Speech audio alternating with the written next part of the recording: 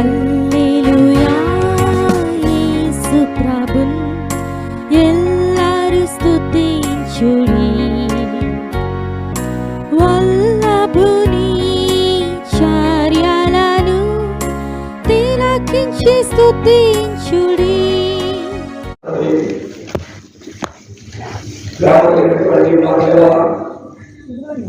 భీకరమైన ఉన్నతమైన శ్రేష్టమైన నామాన్ని పట్టిస్తూ ఉన్నారు.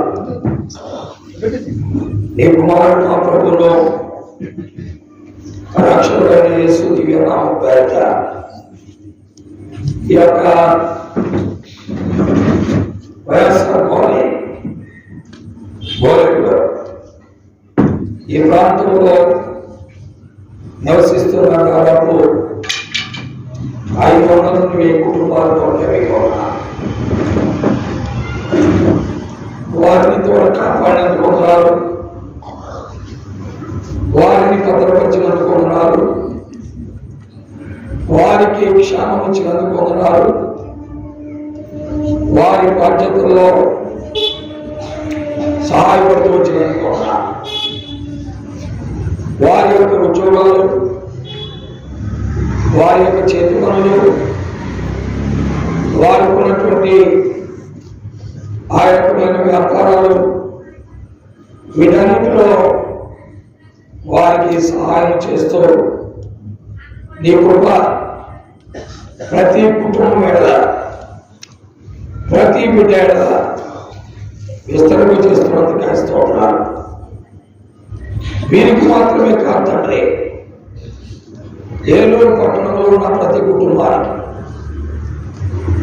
ఏలూరు పట్టణంలో ఉన్న ప్రతి కుటుంబానికి మాత్రమే కాదు, ఈ భూమండల మీద ఉన్న ప్రతి కుటుంబానికి, వారి భాష మాట్లాడుతున్నా, ఏ తెగకు చెందిన, ఏ దేశానికి రాష్ట్రానికి చెందిన వారైనా వారందరినీ కూడా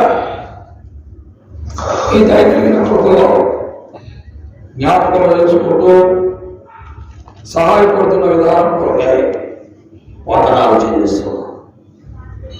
మానవ జాతికి సహాయం చేయడంలో మీరే మాత్రము దూరం కాలేదు. నీవందరికీ సహాయకుడు. నీ లేఖనాలను బట్టి మేము స్తోత్రించి కీర్తించి ఆరాధిస్తున్నాం. ఈ సాయంకాలం నీ లేఖనములతో వస్తున్నాం. నీ వాక్కులు, అవసరమైన నీ మాటలు మా మధ్యలో ఉంచి మీరే మహిమ పొందమని ప్రార్థిస్తున్నాం. దేవా, మా ప్రియమైన ప్రభువా, నీ మాటలు మా జీవితాలు క్షణాన్ని, మా బ్రతుకులకు ఆశీర్వాదాన్ని, మాలో ఉన్న చీకటిని తొలగించి వెలుగుగా మార్చినట్లు సహాయం చేయమని సభలో ప్రార్థిస్తున్నాం. నిలబడుచున్న నన్ను మీరు జ్ఞాపకం చేసుకోవాలి. నీ సాన్నిధ్యం మాతో వచ్చాలి. చేరువచ్చిన ప్రతి బిడ్డను కూడా నేను జ్ఞాపకం చేసుకోవాలి. ఎంతో ప్రయాసం, కష్ట నష్టాలతో ఇక్కడికి చేరారు. ప్రభావ ప్రతి వారిని మీరు దీవించి ఆశీర్వదించమని ప్రార్థిస్తున్నాం.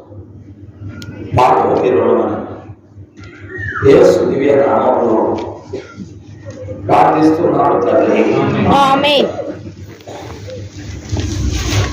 దేవుని యొక్క వాక్యంలో దేవుడి కొడుకుల యొక్క మాట ఈ సాయంకాలం మనం చూడబోతున్నాం. దేవుడి కొడుకునే మాట దైవగ్రంథం బైబిల్లో తిమోతికి రాసిన పత్రికలో మనం దాన్ని చూడగలం. తిమోతికి రాసిన మొదటి పత్రిక 2వ అధ్యాయము 4వ వచనంలో చూస్తున్నాం. ఏమన్నా రాయబడింది? చదవండి అందరూ గట్టిగా, అందరూ గట్టిగా చదవచ్చు. ఆయన మనుషులందరూ సత్యం గురించిన అనుభవ జ్ఞానం గలవారై ఉండవాలని ఇచ్చేయించు.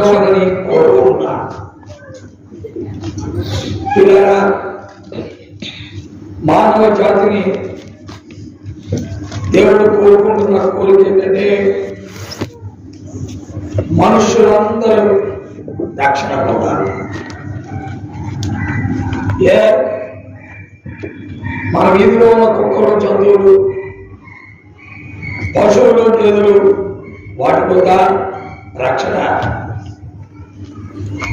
మనం ఆ కుక్కలు ఎంతో అల్లారబుద్ధిగా పెంచుకుంటున్నాం. అవి మన గృహాలను కాపాడతారని కూడా అపేక్షిస్తున్నాం. మరి వాటికి రక్షణ వద్దా? జంతువులకు రక్షణ అవసరం లేదు.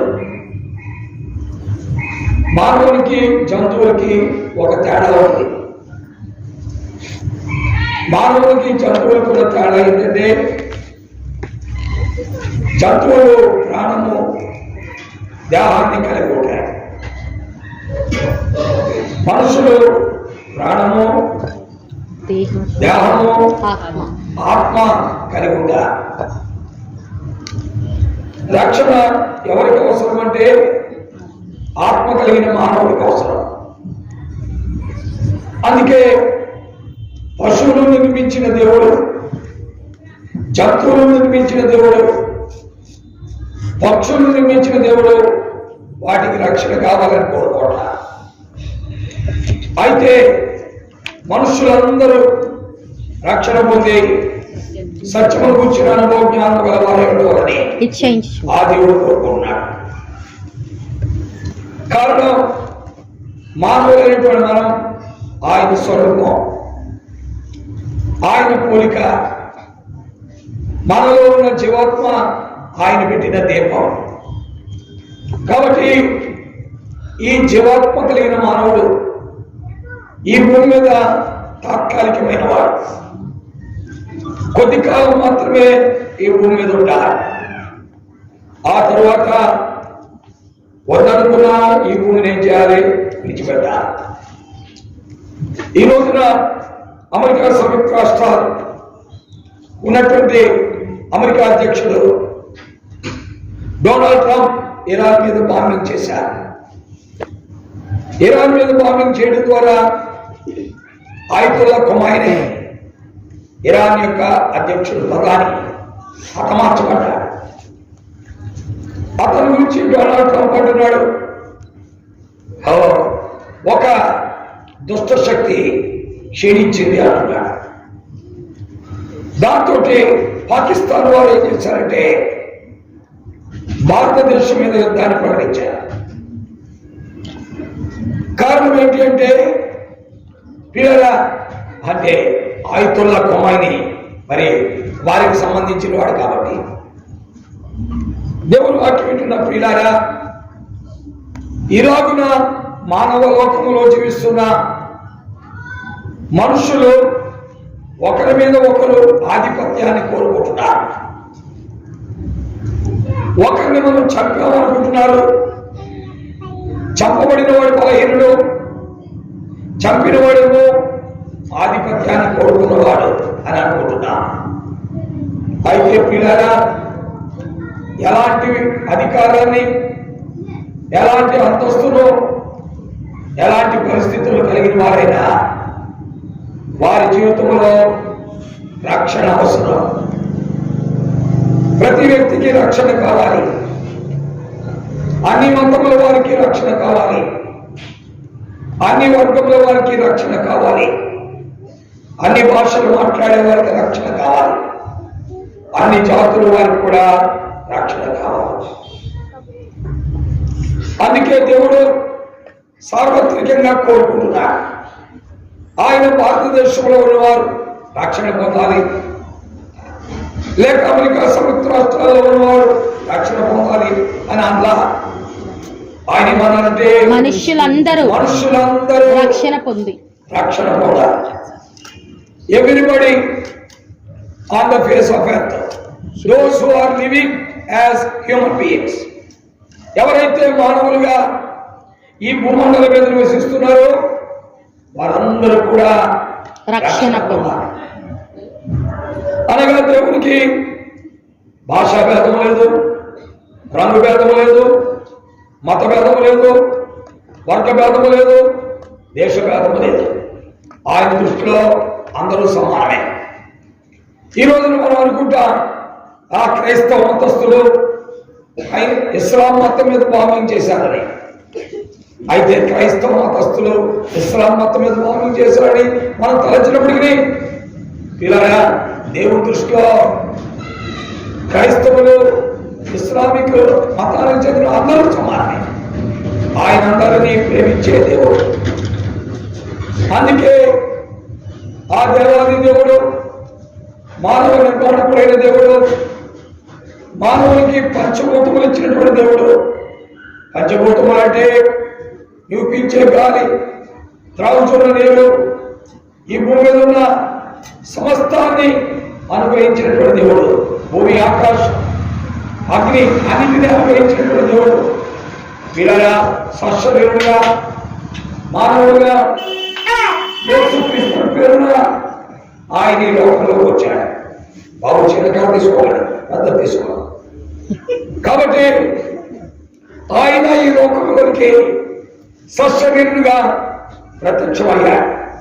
ప్రియా స్నేహితులారా, ఆయనే ప్రభువైన యేసుక్రీస్తు. దేవునికి ఒకే ఒక రూపం ఉంది అని దైవ గ్రంథం బైబిల్ సెలవిస్తోంది.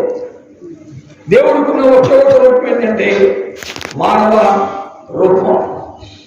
అందుకనే దైవ గ్రంథంలో తిమోతికి రాసిన మొదటి పత్రిక 3వ అధ్యాయం 16వ వచనంలో దైవభక్తులు కూర్చున్న మర్మము గొప్పదైనది, ఆయన సశరీరుడిగా ప్రత్యక్షుడయ్యాడు. అనగా ఆ మానవ నిర్మాణకుడైన దేవుడు, పంచభూతముల నిర్మాణకుడైన దేవుడు ఈ భూమి మీదకి సశరీరుడుగా మానవుడిగా ఈ భూమి మీదకి వచ్చాడు. ఆయనే ప్రభువైన యేసుక్రీస్తు. వీళ్ళ యేసుక్రీస్తు ప్రభువా ఈ భూమి మీదకి రావడానికి కారణం ఏంటంటే ఒకే ఒక కారణం. బైబిల్లో ఆయన పుట్టక ముందే దేవదూత ప్రకటించింది. ఏమని ప్రకటించిందంటే ఆయనకి యేసు అని పేరు పెడతా అని చెప్పింది. యేసు అనగా తన ప్రజలను వారి పాపముల నుండి ఆయనే రక్షించును గనుక ఆయన పేరు యేసు. ఏమైనా దేవుడు వాక్యం పెట్టిన పిల్లల, యేసు క్రీస్తు అంటే పాపుల రక్షకుడు. ఈ రోజున ఈ మాటలు వింటున్న మన జీవితంలో పాపులంటే బయట ఎక్కడో ఊరు బయట అడుక్కునేవాడు అనుకుంటా, లేదా కుష్ఠరోగులు అనుకుంటా, లేదు పాపులు అనుకుంటే పేదవారు, ఇళ్ళు వాకిళ్ళు లేని వారు అడుక్కునేవారు అనుకుంటా. పాపులు అంటే పిల్లరా ఊరు బయట ఉన్నవారు కాదు, లేక అడుక్కునేవారు కాదు, లేక కుష్ఠరోగులు కాదు. పాపులు అంటే ఇక్కడ కూర్చున్న మనం అందరం పాపులమే. ఈనాడు ఏరోప్లేన్లో తిరిగేవాడు, రాకెట్స్ లో తిరిగేవాడు, కారులో తిరిగేవాడు, ఈనాడు ఆ రకమైన మరి విలాసవంతమైన జీవితాన్ని గడిపేవాడు అందరూ పాపులే. మానవ జన్మ ఎత్తిన ప్రతి వ్యక్తి పాపే. కాబట్టి ఈ విషయాన్ని మనం ఒప్పుకోవడం తప్పదు. మన జీవితంలో మనకు పాపం ఉందని ఎప్పుడు తెలుస్తుందంటే మనం అనుకునే పని కాకుండా అనుకున్న పని చేయటం. అర్థమైందా? మనం అనుకునే పని చేయకుండా అనుకోనని పని చేయటం. దేవుడు నిన్ను రక్షించాడు. ఎందుకు అంటే నీవు ఆయన కొరకు బతకాలి. ఆయన కొరకు నువ్వు బతకనప్పుడు వేరే వాడి కొరకు బతుకుతావు. వీళ్ళరా మనుషుల యొక్క జీవితం అదే. అందుకని ఇంగ్లీష్ ఒక సామెత ఉంది, Idol mind is the devils workshop. అంటే ఒక మరి ఏ పని లేకుండా కూర్చునేవాడు, ఒక సోమరిపోతుకి సైతాన్ ఎలా ఉంటాడండి? పనివాడిగా ఉంటాడు. కాబట్టి నీవు చేయాలన్న పని చేయకుండా ఉంటే చేయకూడని పని చేస్తావు. ఇది మానవ స్వభావం. చేయవలసిన పని మనం చేయనప్పుడు చేయకూడని పని చేస్తాం. ఈ రోజున దేవుడు మనం రక్షించాడు. ఎందుకు? ఆయన గురించి సాక్ష్యం చెప్పడానికి. అయితే మనం అది చెప్పినప్పుడు వేరే పని చేస్తా ఉంటాం. పిల్లరా, ఇది మానవుని యొక్క స్వభావం. దీనికి కారణం మానవునిలో ఉన్న పాపమే. మానవునిలో ఉన్న పాపం చేయవలసింది చేయకూడదు, చేయకూడదే చేయనిస్తాడు. ఇది మానవ స్వభావం. ఇది మనం ఒప్పుకోక తప్పదు. మన జీవితంలో మనం చేసే పొరపాట్లన్నీ ఇలాగే ఉంటాయి. మనం తాగకూడదనుకుంటాం, భార్యతో ప్రమాణం చేస్తాం, రేపు నుంచి తాగుడు తాగకుండా ఇంటికి వస్తా, నా నోట్లో నోరు పెట్టి వాసన చూడంట. కానీ మరి ఉదయం చెప్పిన ప్రమాణం సాయంకాలానికి నిలవదు. కారణం మనము మన స్థానంలో మనం నిలబడలేము, మన తీర్మానాల్లో మనం నిలబడలేము, మన నిర్ణయాల్లో మనం నిలబడలేము. దీనికి కారణం ఏంటంటే మానవ స్వభావం, పాపం. మానవుని మరి దేవుడు సృష్టించాడన్నారు కదా. మానవుడు దేవుడు సృష్టిస్తే మానవుడిని దేవుడు పాపిగా సృష్టించాడా అని మీరు అడుగుతారు. నో, దేవుడు పాపిగా సృష్టించడా.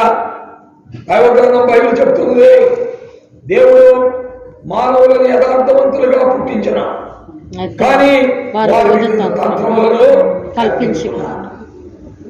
దేవుడు మానవులను పుట్టించినప్పుడు యథార్థవంతులుగా పుట్టించాడు అని దైవజనుడైన సొలొమోను ప్రసంగి గ్రంథంలో 7వ అధ్యాయంలో ఆయన మాట్లాడుతున్నట్లుగా మనం చూస్తున్నాం.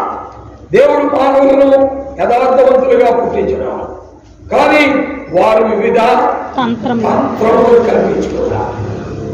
సేవకులారా, పెద్దలారా, దేవుడు మానవుని పాపిగా పుట్టించలా. దేవుడు మానవుని పరిశుద్ధుడిగా పుట్టించాడు. దేవుడు మానవుని పవిత్రుడిగా పుట్టించాడు. దేవుడు మానవుని యథార్థవంతుడిగా పుట్టించాడు.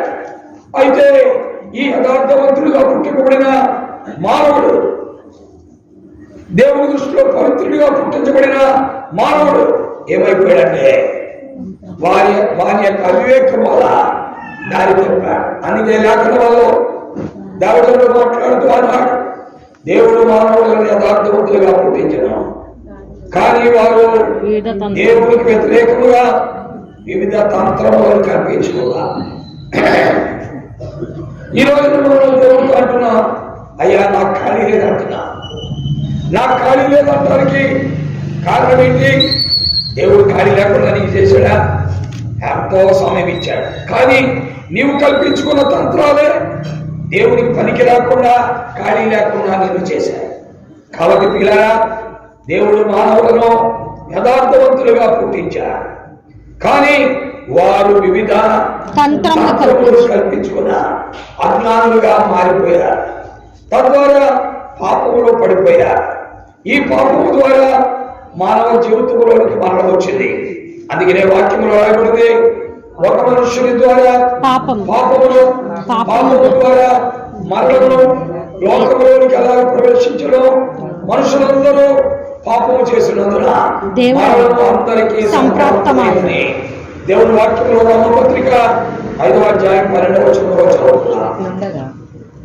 నేను చెప్పే ప్రతి మాట కూడా దైవ గ్రంథం బైబిల్ నుండి చెప్పేదే. మా సొంత మాట ఒకటి కూడా ఉండదు. ఈ పవిత్ర గ్రంథం బైబిల్ ప్రపంచంలో 2750 భాషల్లో ఉన్నది. వీళ్ళగా ఈనాడు భారతదేశంలో 29 రాష్ట్రాల్లో 29 భాషల్లో కూడా దైవ గ్రంథం బైబిల్ ఉంది. ప్రియా స్నేహితులారా, కావాలంటే చదువుకోండి, కొనుక్కోండి, చదవండి. దేవుని వాక్యం రండి, దేవుడు మీకు సహాయం చేస్తాడు. నా మటుకు నేను దైవ వాక్కులో లేని ఒక్క మాట కూడా మాట్లాడలేను. నా నోరు ముయ్యబడుతుంది. అందుకే ఖచ్చితంగా దేవుని వాక్యం ఆధారంగా చేసుకునే మాట్లాడతా. కాబట్టి పిల్లరా, ఇలాగున్న మానవులను దేవుడు యథార్థవంతులుగా పుట్టిస్తే మానవులైన వారు వివిధ తంత్రములు కల్పించుకుని వారు చెడిపోయారు. అందుకనే పిల్లరా, ఒక మహాచక్రవర్తి అన్నాడు, అయ్యో నేను పాపములో పుట్టినవాడు, పాపములోనే నా తల్లి నన్ను గర్భమున ధరించింది అనగా ఈనాడు మానవులు పుట్టుకతోటే పాపులనే సంగతిని దైవ వాక్కు స్పష్టంగా మాట్లాడుతుంది.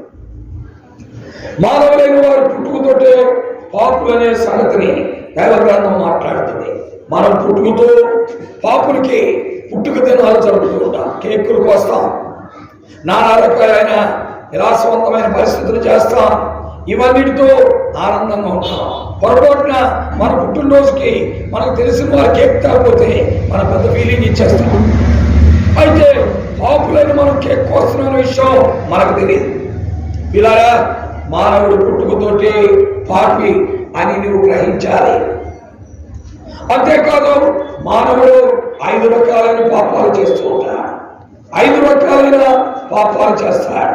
ఏంటవి 5 రకాలైన పాపాలు? చూడకూడదు చూస్తాడు, వినకూడదు వింటాడు, మాట్లాడకూడదు మాట్లాడతాడు, తాకకూడదు దాన్ని తాకుతాడు, ఆలోచించకూడదు దాన్ని ఏం చేస్తాడే ఆలోచిస్తాడు. ఇలాగున మానవ జీవితంలో ఈ 5 రకాల పాపములు చెయ్యని మానవుడే ఉన్నాడు. వీరిలో విద్యావంతులుంటారు, ధనికులుంటారు, గొప్పవారుంటారు, పండితులుంటారు, జ్ఞానులుంటారు. నెలకి 1,00,000, 2 లక్షలు, 3 లక్షలు లేక సంవత్సరానికి 5 లక్షల ఆదాయం కలిగిన వ్యక్తులు కూడా ఉంటారు. 5 లక్షలు కాదు, 500 కోట్ల ఆదాయం, వార్షిక ఆదాయం కలిగిన వారు కూడా ఉంటారు. వీరందరూ పాపులే. కాబట్టి ఇతను చాలా పెద్ద విద్యావంతుడు అంటే వాడు నీతిమంతుడని కాదు. ఈయన చాలా చీఫ్ ఇంజనీర్ చేశాడు లేక పెద్ద డాక్టర్ గారు కాబట్టి ఆయన పాపి అని కాదు. పిల్లరా, ఎంత పెద్ద విద్య చదివినా, ఎంత పెద్ద ఉద్యోగం చేసినా, ఎంత ఆస్తి కలిగి ఉన్నా, ఈ ప్రపంచంలో సగభాగము ఆస్తిని కూడా నువ్వు పాపివే. ఇటీవల కాలంలో మైక్రోసాఫ్ట్ చైర్మన్ మరి బిల్ గేట్స్ ఇండియాకు వచ్చాడు. ఇలాగా ఈ మైక్రోసాఫ్ట్ చైర్మన్ బిల్ గేట్స్ ఇండియాకు వచ్చినప్పుడు ఒకతను అన్నాడు, అలాంటి మరి మెమరైజర్ ని ఇండియాకి ఎందుకు తీసుకొచ్చారు అన్నాడు. ఇలాగా బిల్ గేట్స్ ఒకతను ఏమన్నంటే, అలాంటి మెమరైజర్ అంటే స్త్రీ వ్యామోహం కలిగిన వాడు, స్త్రీ వ్యామోహం కలిగిన వాడిని ఎందుకు తీసుకొచ్చారు ఇండియాకి అని అడిగారు. పిల్లరా, అంటే ప్రపంచంలో మైక్రోసాఫ్ట్ కి చైర్మన్ అతను, ప్రపంచంలో అతనికి ఈ యొక్క ఏలూరు పట్టణం నుండి బొంబేకి పిల్లరా 500 నోట్లు కట్టలు పరుచుకుంటూ వెళుతుంటే ఎంత వస్తుందో అంత వస్తుంది అతనికి. కానీ అంత ధనవంతుడు, అంత విద్యావంతుడు, ఈనాడు మైక్రోసాఫ్ట్ కి చైర్మన్, రేపేళ్ళలో కంప్యూటర్ మాట్లాడుతుంది, కంప్యూటర్ నడుస్తుందని చెప్పిన అధినేత బిల్ గేట్స్ అతను ఒప్పుకున్నాడు. నిజమే, నేను ఫలానా స్త్రీలతో తప్పు చేసిన మాట వాస్తవం, ఫలానా స్త్రీలతో తప్పు చేసిన మాట వాస్తవని బిల్ గేట్స్ ఒప్పుకున్న సంగతి పేపర్లో కూడా వచ్చింది. పిల్ల చదివావా? అది చదవమా? మనం ఏం చూస్తాం, మనకు గాలి పట్టాలైతే త్వరగా నువ్వు దాని కొరకే పరిగెడతాం. పిల్లరా, ఎన్నో విషయాలు మనకి దేవుడు తెలియజేస్తున్నాడు. అంటే విద్యావంతుడు, ధనికుడు, ఆస్తిపరుడు, కులస్థుడు, భాష మాట్లాడేవాడు, మతస్థులు అందరూ పాపులే. అందుకే బైబిల్ గ్రంథం చెప్పింది, ఏ భేదములు లేదు, అందరూ పాపము ఏ భేదములు లేదు, అందరూ పాపము చేసిన దేవుడు అనుగ్రహించి మహిమను పొందలేకపోవచ్చు. మానవ జాతి అందరూ పాపులే. మైకేల్ బిల్ గేట్స్ ని పాయింట్అవుట్ చేస్తే అతను తన మనసాక్షి గద్దించింది. నిజమే కదా, నేను చేసింది తప్పే కదా. అందుకనే అతను నోరు విప్పామనంటే నేను వారితో సంబంధం కలిగి ఉంది వాస్తవం,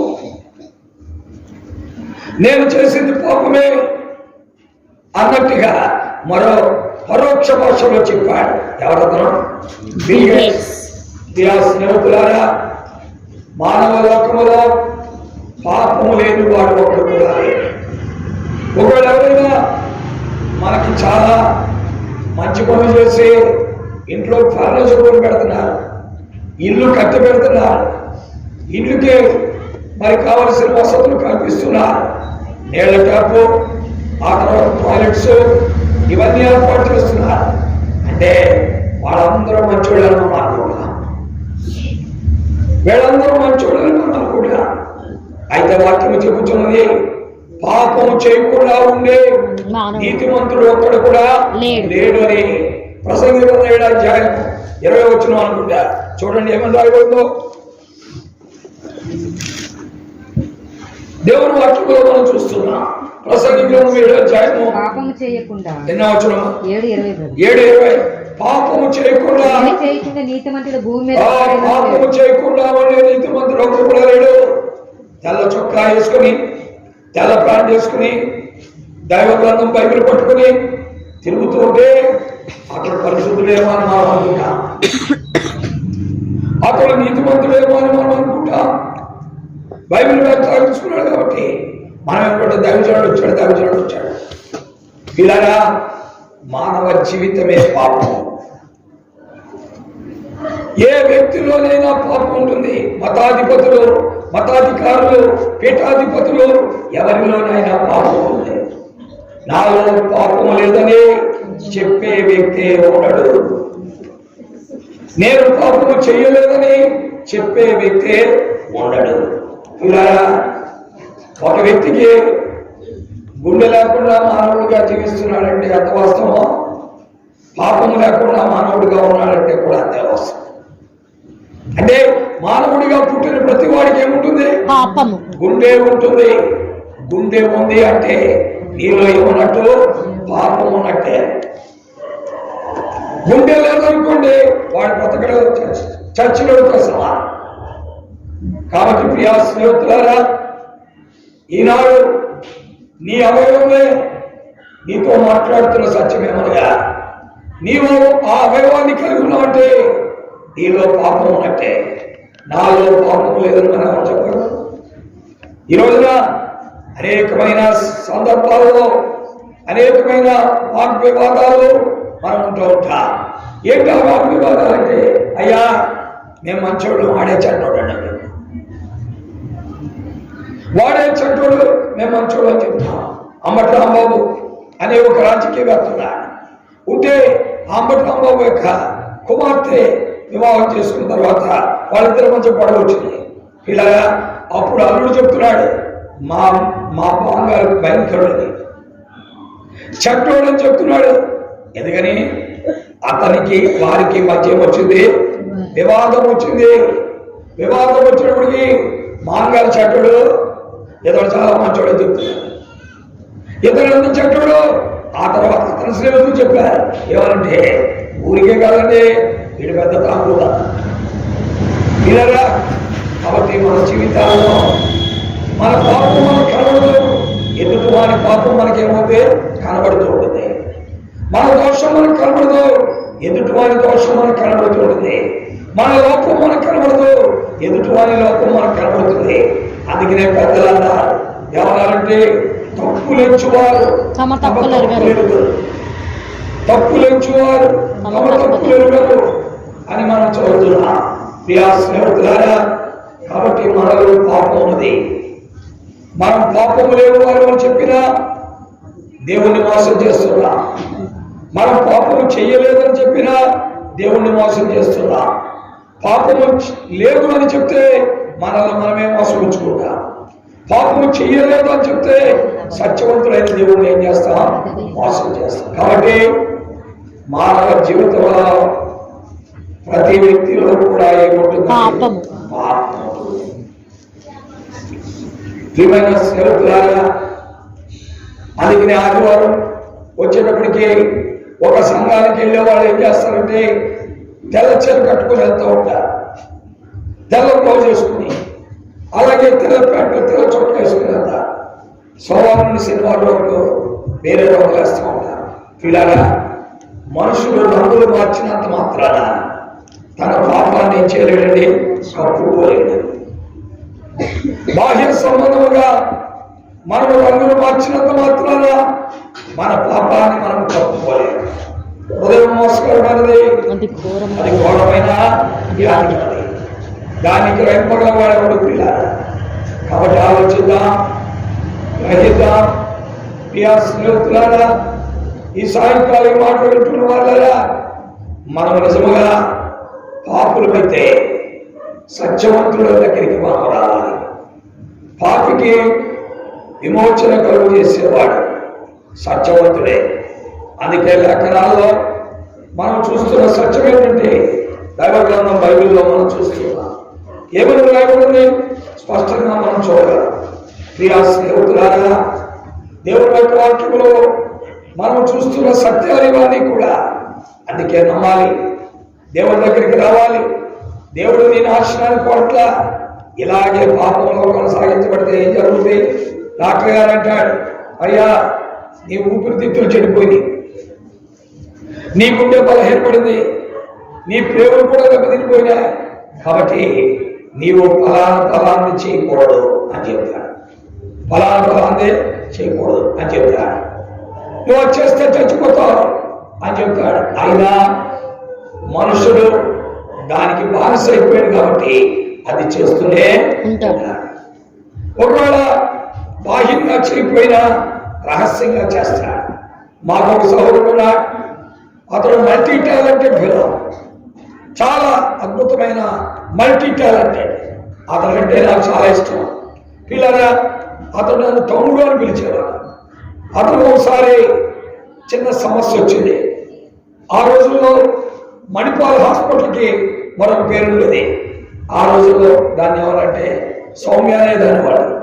ఆ హాస్పిటల్ పేరు అది విజయవాడలో ఉంటుంది. అతన్ని హాస్పిటల్లో అడ్మిట్ చేశాను. నేను ఈ వెలుగురికి వస్తూ బస్తీకి హాస్పిటల్కి వెళ్ళి అతన్ని చూసి వచ్చాను. నన్ను తమ్ముడు అని పిలిచేవాడు. అతనితో అన్నా డాక్టర్ గారు ఏం చెప్పారు మీకు? ఏం చెప్పారన్నా మీకు డాక్టర్ గారు అని అడిగారు. అని అడిగితే అన్నాడు, డాక్టర్ గారు ఏం చెప్పాడు? సిగరెట్లు తాగొద్దు అన్నాడు తమ్ముడు అన్నాడు. అన్నాడు సిగరెట్లు తాగొద్దు తమ్ముడు, తాగొద్దు అన్నాడు తమ్ముడు అన్నాడు. అప్పుడు నేను అన్నా, మరి మీరు డెసిషన్ తీసుకున్నారా, తీర్మానం చేసుకున్నారా, సిగరెట్ తాగకుండా ఉండగా తీర్మానం చేసుకున్నారా అని అడిగా. ఆ నిర్ణయం చేసుకున్నాను తమ్ముడు, మానేస్తాను ఇక అన్నాడు. పిల్లరా, తన జీవితంలో ఇంటికి వచ్చాడు డిశ్చార్జ్ అయ్యి. డాక్టర్ గారు ఏం చెప్పారంటే, మా నాయన బాబు అని చెప్పారు. భార్యతో ఏం చెప్పాడంటే, అమ్మ ఏమనుకోదు, రోజుకి 2 సిగరెట్లు తాగుతాను అన్నాడు. ఏమన్నాడు? రోజుకి 2 తాగుతాను అన్నాడు. భార్య దగ్గర పర్మిషన్ తీసుకుని. డాక్టర్ గారు ఏమో అసలు తాగుతాన్నాడు, రోజుకి 2 తాగుతాను అన్నాడు. సరే, భార్య ఏం చేసిందంటే భర్త మీద ప్రేమతో, సర్లే 2 తాగండి, ఎక్కువ తాగకండి. ఎందుకంటే భార్యలకి భర్తల మీద ప్రేమ ఎక్కువ. కాబట్టి మీరు ఎక్కువ తాగొద్దు, కొద్దిగా తీసుకోండి. ఒక తాగండి, గ్లాసులు కొద్దిగా పోసుకొని తాగడం కదా. వాడేమో సీసా బయట తాగేసి ఇక్కడ గ్లాసులు ఆడేది కూడా కొద్దిగా తాగుతాడు. ఫుల్ సీసేమో బయట తాగేస్తాడు. ఎదురుకుండా ఏం చేస్తాడంటే కొద్దిగా గ్లాసులు పోసుకుని ఇంతే తాగుతున్నాడు అంటాడు. అప్పటికే ఇట్లా సీసాన్నర అయిపోయాడు. పిల్లరా, ఇతడు కూడా అలాగే చేశాడు. ఏం చేశాడంటే భార్యతో 2 తాగుతున్నా అని చెప్పి రోజుకి 20 సిగరెట్లు తాగాడు. ఒకరోజు ఏం జరిగిందంటే, పిల్లరా ఇలా తాగుతుంటే సడన్ గా తనకు కొంత సమస్య వచ్చింది. అప్పుడు అన్నాడు, తమ్ముడు ఇంకా నేను విజయవాడ వెళ్ళిపోతాను అన్నాడు. సరే వెళ్ళిపోతాను. బస్సు ఎక్కి వెళ్ళిపోయి ఇంటికి వెళ్ళాడు. స్నానం చేసి బట్టలు మార్చుకుంటే సడన్ గా అటులోకి వచ్చి వాటర్ చేసిపోయాడు. 5ంటికి బస్సు ఎక్కాడు, 6ంటికి ఇంటి దగ్గర చేరాడు. కాబట్టి 6:15కి బోర్లో పడి చనిపోయాడు. ఫోన్ వచ్చింది, పలానా వచ్చింది. పిల్లరా, మన పాపం మనల్ని చంపేస్తుంది. మన పాపం మనల్ని మరణానికి అప్పగిస్తుంది. మన పాపం మనల్ని మరణ బంధితులుగా చేసేస్తుంది. అందుకే వాక్యంలో చెప్పబడింది, పాపము వలన వచ్చు జీతము మరణం, మరణం పిల్లరా ఆయన భౌతికంగా మరణించాడు. అయితే మరణం మానవునికి అంతం మాత్రము కాదు. మరణం అనేది మానవునికి అంతం కాదు, అదొక మరణం తర్వాత నీలో ఉన్న జీవాత్మ బయటకు వస్తుంది. నీలో ఉన్న జీవాత్మ బయటకు వస్తుంది. బయటకు వచ్చి ఆ దేవుడి దగ్గరికి వెళ్ళాలి. ఎందుకనగా అది దేవుడు పెట్టిన దీపం. ఆ దీపం మరలా దేవుడి దగ్గరికి వెళ్ళిపోవాలి. అందుకే వాక్యంలో రాయబడింది, మన్నైనది వెనుకడు వల్ల మరలా భూమికి చేరును, ఆత్మ తాను దయచేసిన దేవుడి యొద్దకు చేరుతుందని ప్రసంగి 12:7 చూస్తున్నా. మన్నైనది వెనుకడు వల్ల మరలా భూమికి చేరును, ఆత్మ తాను దయచేస్తున్న దేవుడి యొద్దకే పోతుందని పిల్లరా. కాబట్టి నీలో ఉన్న ఆత్మ దేవుడు పెట్టిన దీపం. అది లోకాన్ని విడిచిపెట్టాక మరలా దేవుడి దగ్గరికి వెళ్ళిపోవాలి. అది నీది కాదు. నీవి భూమిలో వాడుకోవటానికి 70 సంవత్సరాలు లేక 80 సంవత్సరాలు వాడుకోవటానికే ఆ దీపాన్ని దేవుడు నీ హృదయంలో, నీ ఆత్మలో, నీ శరీరంలో పెట్టాడు. కాబట్టి ఆ ఆత్మ నీ శరీరంలో ఉండాలి. ఎంతకాలం అంటే 70 లేక 80 సంవత్సరాలు. ఆ తర్వాత ఖచ్చితంగా శరీరంలో నుండి ఆత్మ బయటికి రావాల్సిందే. నేను ఇక్కడే ఉంటానంటే కుదరదు, నేను ఇక్కడే ఉంటానంటే కుదరదు. అందుకే పిల్లగా మానవునికి ఆయుష్కాలము నిర్ణయించబడింది 70 లేక 80. ఈ 70-80 సంవత్సరాల్లో ఈ ఆత్మ నీ శరీరంలో ఉన్నంతకాలం నువ్వు తిరుగుతా, నడుస్తా, విద్యను అభ్యసిస్తా, ఉద్యోగం చేస్తా, పెళ్లి చేసుకుంటా, భార్య కలిగి బిడ్డల కంట, వాళ్ళకి పెళ్లి చేస్తా. ఇలాగ నీ జీవితం వెళ్ళిపోతుంది. ఇలాగే నీ జీవితం కొనసాగించబడుతుంది. కానీ ఈ కాలం అంతట్లో నువ్వు పాపమని ఎరగవు, నీలో పాపమని ఎరగవు.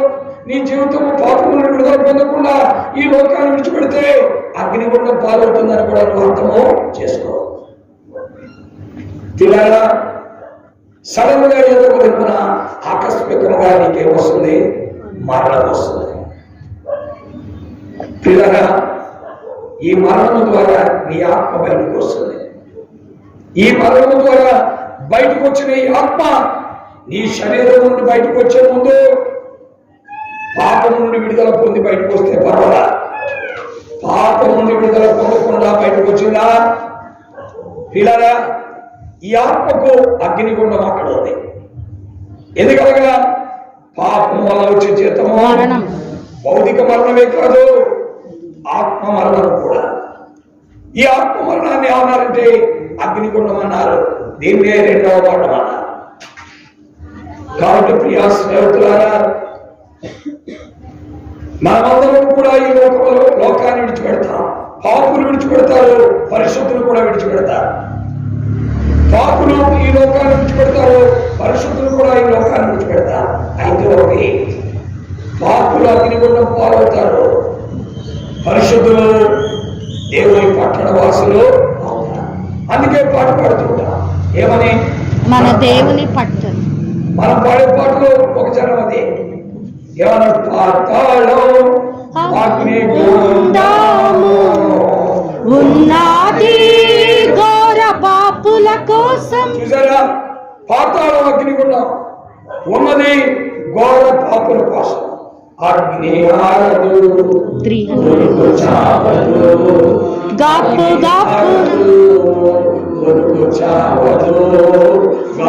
గాపు కాబట్టి అగ్ని ఆడుతుందంటే ఆడదు. పురుగంటే నీ ఆత్మ చనిపోతుందంటే చాలదు. పిల్లరా, ఇదే 2వ మరణం. ఈ 2వ మరణానికి వెళ్ళేవాళ్ళు ఎవరు అంటే పిల్లరా, యేసు ప్రభు నామమున. ఈ మాట చెప్పడానికి ఇది చెప్పారా మీరను అనుకుంటా? నో, మొదటే నీకు చెప్పగలను, కానీ విషయాన్ని వివరించడానికి ఇన్ని మాటలు చెప్పాల్సి వచ్చింది. ప్రియ స్నేహితుడా, యేసు క్రీస్తు నమ్మితే పరలోకానికి వెళ్తాం. అందుకనే దాంట్లోనే ఒక జనం పరలోకం గొప్ప వెలుగుతోను ఉన్నది పరిశుద్ధుల కోసం, పరలోకం గొప్ప వెలుగులోను ఉన్నది పరిశుద్ధుల కోసం. రాత్రి ఉండదు, చీకటి ఉండదు, రాత్రి ఉండదు, అచట చీకటి ఉండదు. దేవుడైన ప్రభువే ప్రకాశించుచుండును, దేవుడైన ప్రభువే ప్రకాశించుచుండును. యుగయుగములు పరలోక రాజ్యమేలుచుండును, యుగయుగములు పరలోక రాజ్యమేలుచుండును. యేసు ప్రభుని నమ్ముకో, పరలోకం చేరుదు. కాబట్టి పాతాళానికి చేరడానికి ఎవరు నమ్ముకున్నారు, ఎవరు కూడా వెళ్ళినా దానికి నిరాటకముగా నిరభ్యంతరముగా పాతాళం చేరిపోతాం. అయితే పరలోకము చేరాలంటే యేసు ప్రభునే నమ్మాలి. ఆయన నీ నిర్మాణకుడు, ఆయన నీలో జీవాత్మ పెట్టినవాడు, ఆయన నీ కొరకై మానవుడిగా భూమి మీదకి వచ్చినవాడు, ఆయన నీ కొరకై మానవుడిగా భూమి మీదకి వచ్చి నీ పాపం నుండి నిన్ను విడిపించిన కొరకై సిలువకెక్కినవాడు. అందుకే ఆయన గురించి రాయబడిన మాట, ఇదిగో లోక పాపమును మోసుకొని పోయే దేవుని గొర్రెపిల్ల. ఈ లోక పాపాన్ని మోసుకొని పోయే దేవుని గొర్రెపిల్ల అనగా ప్రభువైన యేసుక్రీస్తు. ఆయన్ని గొర్రెపిల్లతో పోల్చారు. ఎందుకో తెలుసా? ఆయన నోరు తెరవడు, తిట్టిన వారిని తిట్టడు, కొట్టిన వారిని కొట్టడు, అపహాస్యం చేసిన వారిని ఏమనడు, దూషించే వారికి బదులు పలకడు, ఎంతో తాను పరీక్షించుకుంటాడు. అందుకే ఆయన్ని దేంతో పోల్చారండి? గొర్రెపిల్లతో పోల్చారు బైబిల్లో. కాబట్టి ఆయన నీ పాప విమోచకుడు. నీ పాపాన్ని, నీ తండ్రి పాపాన్ని, నీ భార్య పాపాన్ని, నీ బిడ్డల పాపాన్ని, నీ కుటుంబ పాపాన్ని, ఈ ప్రపంచంలో 740 కోట్ల జనాభా యొక్క పాపాన్ని ఆయన మీద వేసుకున్నవాడు. పాపానికి వచ్చే శిక్ష మరణం. నీ పాపానికి బదులుగా ఆయన మరణించినవాడు. అందుకే మన అతిక్రమ క్రియల కొరకు ఆయన గాయపరచబడ్డాడు, మన దోషముల కొరకు ఆయన నలగొట్టబడ్డాడు. మనకు రావాల్సిన శిక్ష ఆయన మీద పడింది. ఆయన పొందిన దెబ్బల వల్ల మానవ పాపానికి కలుగుతుంది పరిహారం. పిల్లరా, నిన్ను నన్ను నిలబెట్టి మొక్క మీద మేయాలి, కొరడాలతో కొట్టాలి, బళ్ళాలతో కొడాలి. అయితే నీకు నాకు బదులుగా ప్రభువైన యేసుక్రీస్తు వారి శిలువలో ఈ శిక్ష అనుభవించారు. ఎవరైతే శిక్ష అనుభవించారో ఆయన్ని మనం నమ్ముల ద్వారా మన శిక్ష నుండి మనం ఏమవుతామండి? విడుదల పొందుతాం. ఆయన నీ కొరకై శిక్ష అనుభవించాడు, నీ కొరకై మరణించాడు, నీ కొరకై సమాధి చేయబడ్డాడు, నీ కొరకై సమాధికి వచ్చి తిరిగి లేచాడని నీవు నమ్మితే, ఆయన సజీవుడని నువ్వు నమ్మితే నీ పాపానికి కలుగుతుంది పరిహారం కలుగుతుంది. ప్రియా స్నేహితులారా, నమ్ముడు ద్వారానే మానవ జీవితానికి విడుదల కలుగుతుంది, మానవాత్మకు రక్షణ కలుగుతుంది. నమ్మకాలు పిల్లరా, అందుకే పాడుతూ ఉంటారు, నమ్మక దాటి నరకాన్ని గుండము చేరేదావా, నమ్మక దాటి పోయేదావా, నరకాన్ని గుండము చేరేదావా, ఎలాగు సాయింతుము ఎంతగానో ప్రలాపింతు, ఎలాగు సాయింతుము ఎంతగానో ప్రలాపింతు, ఇకనైనా నమ్ముము ప్రభు యేసుని, పరలోకము నిన్ను చేర్చెను, ఇకనైనా నమ్ముము ప్రభు యేసుని, పరలోకము నిన్ను చేర్చెను. కలువరిలో నీ కోసమే బలి ఆయను యేసు ప్రభు కలువరిలో నీ కోసమే బలి ఆయను యేసు ప్రభు కన్నులారా వీక్షించవా మనసారా యోచించవా ప్రియ స్నేహితులారా, ఆ కల్వరిగిరిలో నీ కొరకై ప్రాణం పెట్టిన వాడు ప్రభువే. నీవు ఆయన త్రోసివేయడం ద్వారా నీ పాపం నుండి విడుదల పొందలేవు. నీవు ఆయన త్రోసివేయడం ద్వారా రేపేళ్ళున్న అగ్నిగుండాన్ని ఎదుర్కోవాలి. నీవు ఆయన త్రోసివేయడం ద్వారా యుగయుగాలు భయంకరమైన శిక్షకు గురైపోవాలి. నీవు ఆయన త్రోసివేయడం ద్వారా దేవుడు నీ కొరకై సిద్ధపరిచిన ఆ నిత్య ఆనందము, సంతోష సమాధానములు, దివ్యమైన వెలుగును కోల్పోతావు. అయ్యలారా, ఇది మత మార్పిడి కాదు, పేరు మార్పిడి అసలే కాదు. నీలో ఉన్న జీవాత్మకు పాప విమోచన, నీలో ఉన్న జీవాత్మకు మోక్ష భాగ్యము, నీలో ఉన్న జీవాత్మకు ఈ భూమి మీద ఉండగానే దేవునితో సహవాస బాంధవ్యం. ఏం కావాలో కోరుకో. చాలా మంది అనుకుంటున్నారు వారు తమ మతంలోనికి జనాన్ని కలుపుకోవడానికి ఇన్ని మాటలు చెప్తారు. పిల్లగా దైవ గ్రంథం బైబిల్లో ఎక్కడ కూడా యేసుక్రీస్తు క్రైస్తవ మతాన్ని స్థాపించడానికి వచ్చిన వాడిని ఎక్కడైనా ఉంటే నేను ఇంకా ఇలాగ స్వార్థ చెప్పడం మానేస్తాను. బైబిల్లో ఏ చోట కూడా యేసుక్రీస్తు క్రైస్తవ మతాన్ని స్థాపించడానికి వచ్చిన వాడు. యేసుక్రీస్తు ఈ లోకములకు వచ్చింది పాపులను రక్షించుటకు. యేసుక్రీస్తు ఈ లోకములకు వచ్చింది పాపి అయిన మానవుని పరలోకానికి చేర్చడానికి. యేసుక్రీస్తు ఈ లోకములకు వచ్చింది పాపి అయిన మానవుని జీవితమును రూపాంతరం చెందించి ఆయన మార్గములో నడపడానికి ఆయన ఈ లోకంలోకి వచ్చాడు. ప్రియమైన స్నేహితులారా, ఆలోచిద్దాం. మనకు మనముగా బాగుపడలేము, మనకు మనముగా మన పాపం నుండి విడుదల పొందలేము, మనకు మనముగా మన యొక్క నీతి క్రియల ద్వారా మోక్షానికి చేరలేము.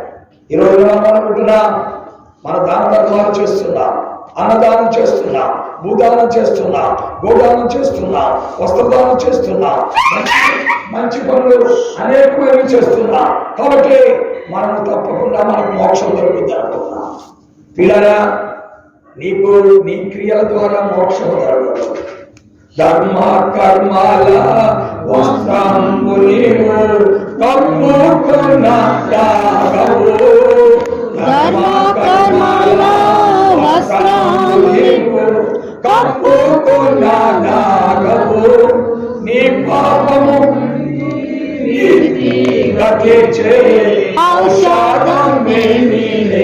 కాబట్టి నీ పాపాన్ని కడిగే నిన్ను నీతిమంతులుగా తీర్చే మందే ప్రపంచంలో లేదు.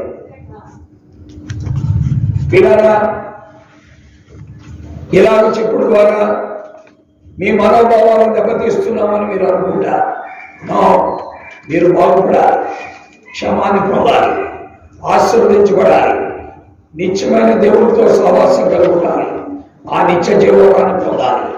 ఆ దేవుడితో ఈ పూర్వీకులుగానే సహవాసం అనుభవిస్తూ ఈ లోకాన్ని ఇప్పుడు విడిచిపెడతామో తెలియదు. కాబట్టి విడిచిపెట్టిన తర్వాత ఆ దేవుని రాజ్యానికి మనం చేరాలి. ఈనాడు ఈ లోక రాజ్యాలని నాశనం కాబోతుంది, దగ్గరకు వచ్చేసింది. పిల్లరా, రేపేళ్ళలో వారు బ్రేక్ అయితే మూడవ ప్రపంచ యుద్ధము తప్పదు. మూడవ ప్రపంచ యుద్ధము తప్పదు. ప్రపంచంలో జరుగుతున్న మార్పులు ఇవే, ఈనాడు మనం చూస్తున్న సత్యాలువే. ప్రియా స్నేహితులారా, కాబట్టి ఈ రోజున భారతదేశం కూడా ఇరాన్ మీద బాంబింగ్ చేస్తుంటే డొనాల్డ్ ట్రంప్ ఏమనకుండా కామ్గా ఉంది. ఎందుకంటే టెర్రరిజాన్ని అణిచివేయడానికి ఇజ్రాయెల్ దేశంలో 6 దేశాలు కలిసి హెక్సాగనల్ అలయన్స్ అని ఏర్పరచుకున్నారు. ఈ 6 దేశాల్లో 1 ఇజ్రాయెల్, 2 భారతదేశం, 3 గ్రీసు, 4 సౌత్ ఆఫ్రికా, 5వది మరి సైప్రస్ అన్నట్టు ఉంది. ఇలా 6 దేశాలు. స్నేహితులారా, ఇలా కూడా ఎవరి సంరక్షణ కొరకు, ఎవరి భద్రత కొరకు వారు పాటుపడుతున్నారు. నీకు నువ్వుగా భద్రపరచుకోలేవు, నీకు నువ్వుగా నిన్ను నువ్వు కాపాడుకోలేవు, నీకు నువ్వుగా నిన్ను నువ్వు కాపాడుకోలేవు. అది నీ వల్ల కాదు. అందుకే నేను లేఖనాల్లో చెప్పాడు, నీ జీవితం నీకు నువ్వుగా మార్చుకోలేవు, నీ పాపాన్ని నీకు నువ్వుగా పాపం నుండి విడుదల పొందలేవు. అందుకే వాక్యంలో మనం చూస్తుంటే స్పష్టంగా ఎంతో చక్కగా 23వ వచనంలో ఏమన్నా అంటే 11వ అధ్యాయంలో ఇర్మియా గ్రంథంలో ఏమన్నంటే కూషు దేశస్థుడు నల్ల జాతి వాడు నల్ల చర్మమును మార్చుకోగలరా? జంతువుల చర్మం మార్చుకోగలరా? అలాగైతే పాపము చేయటకు అలవాటు పడిన మీరు మార్పు చెందుటకు అవకాశం ఉంది. కాబట్టి పిల్లగా మనకు నమ్మగా మారలే, మనకు నమ్మగా మారలే. ఈ రోజున షుగర్ వ్యాధి ఉన్నవాడే స్వీట్లు తినకూడదంటే మన స్వీట్ ప్యాకెట్ అక్కడ పెడితే మొట్టమొదటిగా తినేస్తున్నాడు. స్వీట్లు తినకూడదని చెప్పి అనుకోండి, మొట్టమొదటి స్వీట్ తినేస్తాం. మేము షుగర్ వ్యాధి ఉన్నటువంటి 2 సహోదరులతో మేము కొంతమంది సహోదరులు కలిసి వెళ్ళాం. వెళ్తే ఒక ఇంట్లో వాళ్ళు ఏం చేశారంటే స్వీట్ల ప్యాకెట్ పెట్టాం. యాక్చువల్గా మాకు షుగర్ లేదు, మేము ఇంకా అక్కడ పోలేదు. అయితే ఆ షుగర్ వ్యాధి ఉన్న వాళ్ళిద్దరు తినేశారు. తినారా అంటే దీని అర్థం ఏంటి? మనకు మనముగా ఒక చిత్తశుద్ధితో ఉండలే, నిర్ణయాలు చేయలేరు, తీర్మానాలు చేయలేరు. మన జీవితమే జారిపోయే జీవితం, పడిపోయే జీవితం, దిగజారిపోయే బ్రతుకు మాది. మనల్ని చక్కగా ఉంచగలిగిన వాడు దేవుడు ఒకడే. కాబట్టి ఆ దేవుడు కోరుతున్నాడు మనమందరము కూడా ఆయన్ని కలిగి ఉండాలి. అందుకే భక్తుడు అంటున్నాడు, మనుషులందరూ రక్షణ పొంది సత్యమును గుర్చిన అనుభవ జ్ఞానం గలవారండి. దీనికి మించిన సత్యం ఈ ప్రపంచంలో నీకు ఎక్కడైనా దొరికితే నామో ఈ దీనికి మించిన సత్యం ఎక్కడ దొరకదు. ఆ ప్రభువునే యేసు వారే సత్యము. కాబట్టి ఆలోచించుకో. అందుకే ఆయన ధైర్యంగా అన్నారు, నేనే మార్గం సత్యం జీవం, నా ద్వారా తప్ప ఎవరు పాపం పోగొట్టుకొని పరిశుద్ధులై దేవుడుండే స్థలానికి చేరలేదు. కాబట్టి నిర్ణయాలు మనమే బలవంతం లేదు. ప్రభువారు మన విషయమై కోరుకుంటున్నాడు. ఆయన దగ్గరికి పోతాం, ఆయన పిలుస్తున్నాడు. ప్రయాసపడి వారు మోసుకుంటున్నా సమస్త జనులారా నా దగ్గరికి రండి, నేను మీకు నెమ్మదిస్తాను, మీ బ్రతుకులకు క్షేమాన్ని కలుగు చేస్తాను. నమ్ముట నీ వలనైతే నమ్మడానికి సమస్తము సాధ్యం. మీరు నమ్మితే దేవుని మహిమను చూస్తారు. ఒకవేళ నమ్మలేదు, నాకు నమ్మొద్దు, నా మార్గాలు నాకున్నాయి, నా త్రోవలు నాకున్నాయి, నాకు అనవసరం ఇది అని అంటే మిమ్మల్ని బలవంత పెట్టేవారు ఎవరు ఉండరు. మిమ్మల్ని బలవంత పెట్టేవారు ఎవరు ఉండరు. అది మీ ఇష్టం. అయితే సత్యవాక్యమును ప్రకటించే బాధ్యత మాది. దాన్ని అంగీకరిస్తే దానిలో ఉన్న మాధుర్యతను అనుభవిస్తాను. త్రోసివేస్తే పిల్లరా మోసముడే దేవుడు వెక్కిరింపబడడు.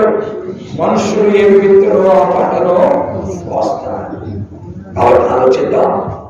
నిర్ణయాలు మనవే. ప్రభువైన యేసునందు విశ్వాసం ఉంచండి. ఆయన నీ కొరకై ప్రాణం పెట్టిన వాడని, రక్తము చిందించిన వాడని, నీ పాపమును కడిగేవాడని, నిన్ను మోక్షమును చేర్చుకోవాలని, ఈ భూమి మీద ఉన్నంతకాలం నీకు సహాయకుడని ఆ ప్రభువైన యేసునందు విశ్వాసం ఉంచు. అప్పుడు నీ ఇంటి వారు కూడా గొప్ప రక్షణ పొందును. ప్రభువైన దేవుడి మాటలు మన మధ్యలో దీవించి ఆశీర్వదించడం కాక ఆమె ప్రార్థన చేద్దాం. కళ్ళు మూసుకోండి. దేవుడి వాక్యమైన పిల్లల ఎక్కడ నుండి విన్నా అక్కడ నుండి విన్నా ఉన్న పాటున ఉన్న చోటున ప్రభు దగ్గరికి పోతాం. యేసు క్రీస్తు అందరికీ ఉపకారం, యేసు క్రీస్తు అందరికీ సహాయకుడు, యేసు క్రీస్తు అందరినీ స్వస్థపరచువాడు, యేసు క్రీస్తు అందరికీ ఉన్న సమస్యలను పరిష్కరించువాడు, యేసు క్రీస్తు మానవ జీవితం వలన పెద్ద సమస్య అయిన పాపము నుండి విడిపించేవాడు. నమ్మండి, ఆయన నీకు చేయలేదంటూ ఏదీ లేదు. ఏమైనా చేయగలిగిన సమర్థుడు నీ కుటుంబానికి, నీ బిడ్డలకు కూడా సహాయకుడు ఆయనే. ప్రియులారా, ఆలోచిద్దాం, అంగీకరిద్దాం. చిన్న ప్రార్థన మనం ఉన్న పాటలు చేద్దాం. ప్రభువా, నేను పాపిని, నా పాపానికి పరిహారం మీరే. ఎంతకాలం మీరు దేవుడు కాదు, నాకు కాదనుకున్నాను. నీవు నాకు కావాలి, నన్ను క్షమించు. ఈనాటికి నేను పాపంలో ఉండాలి, దయతో నన్ను బాగు చేయి అని ప్రభు తట్టు తిరుగు. ప్రభు సహాయం చేస్తా, ప్రభు నిన్ను బాగు చేస్తా, ప్రభు నీకు మేలు చేస్తా. ప్రభు కనిపించు.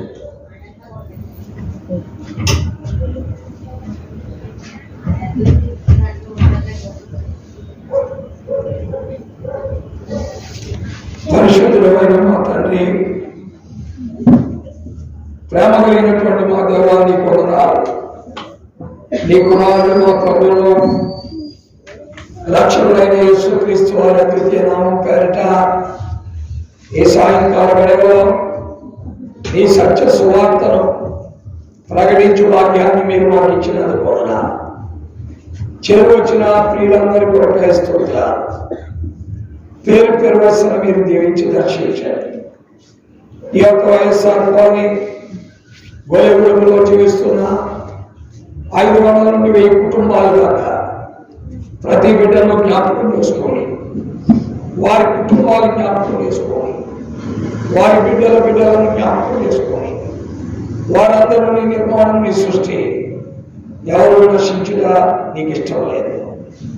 అందుకే నశించడాన్ని వెనక్కి రక్షించడానికే ఈ భూమి మీదకి మానవులుగా వచ్చిన దేవుడు. ప్రజల జీవితాలను మార్చేవాడు, ప్రజల జీవితాలలో ఆనందాన్ని కలుగజేసేవాడు, ప్రజల జీవితాల్లో వెలుగును సృష్టించేవాడు, ప్రజల జీవితాల్లో సంతోష సమాధానాలు కలుగజేసేవాడు, ప్రజల జీవితాల్లో ఆనందంతో నింపేవాడు. కార్యం చేయగలిగే సందర్భం ప్రార్థిస్తున్నాడు. గొప్ప దేవుడు, మహిమ కలిగిన దేవుడు, మహోన్నతులైన దేవుడు, సహాయం చేయమని కోరుతున్నా. ఎవరు తమ పాపం ఒప్పుకుంటూ, నీవు తమ కావాలని కోరుకుంటూ, నీవే వారి కుటుంబాలకి, వారి జీవితాలకు ఆశ్రయమనే రోజు నీ వైపు చూస్తున్నారు. వారందరినీ కూడా అంగీకరించి ముద్రించాలి. సహాయం చేయమని ప్రార్థిస్తున్నాం. శత్రు కార్యాలు పరగొట్టమని ప్రార్థిస్తున్నాం. నీ మహిమ కొరకాయ నిన్ను వెంబడించు వారిగా చేయమని ప్రార్థిస్తున్నాం. మీ చేతులకు సమర్పిస్తూ విస్తారమైన నీ కృపను కోర్చు, నీ దయను కోర్చు, నీ పాదముల సాగిపడుతూ నీకే మహిమ, ఘనత, ప్రభావంలో ఆరోపించుకో. ఈ సాయంకాలం కృపావతి ఇంటిని ఆధారంగా చేసుకుని నీ వాక్యమును ప్రకటించుకు విరిచిపో. కృపావతి కూడా నిన్ను ఎరిగిన బిడ్డగా, నమ్మకమైన బిడ్డగా, యథార్థమైన భక్తి జీవితాన్ని కొనసాగిస్తూ నిన్ను వెంబడించుకు సహాయం చేయి. అలాగా ప్రభువా, సత్యము ఎరిగిన బిడ్డగా ఉండగలిగే చేరువచ్చిన వారందరూ కూడా ఎప్పటికే నిన్ను నమ్మిన వారు తండ్రి సత్య సంబంధులుగా సహాయం చేయండి. అలాంటి కృప ప్రతి వారికి అనుగ్రహించండి. మీరే అనుకోవాలి. వాక్యం ముద్రించడం ఈ రాత్రి ఎవరిని చేస్తారో అని నీ యొక్క మహిమతో క్షమించి కడిగి శుద్ధి చేసి ఆయనపరచు. యేసు క్రీస్తు వారి అద్వితీయ నామంలో స్తోత్రించి ప్రార్థిస్తున్నాం తండ్రి. తండ్రి అయిన దేవుని ప్రేమ, ప్రభువైన యేసు క్రీస్తు వారి యొక్క చురుకైన కృప, ఆయన పరిశుద్ధాత్మ యొక్క అన్యోన్య సహవాసము సన్నది చేరువచ్చిన వారందరికీ, కాలనీలో నివసిస్తున్న ప్రతి కుటుంబానికి, విశేషముగా కృపావతి కుటుంబానికి, వారి బిడ్డలు ఎప్పుడు ఎల్లప్పుడూ ఆయన రాకడ పర్యంతం సదా తోడేవిడి కాపాడి బలపరచి నడిపించును గాక. ఆమేన్. ఆమేన్. చంద్రులారాయిలా దేవుని స్తుతించుడి, హృదయమును వెలిగించిన యేసుని స్తుతించుడి.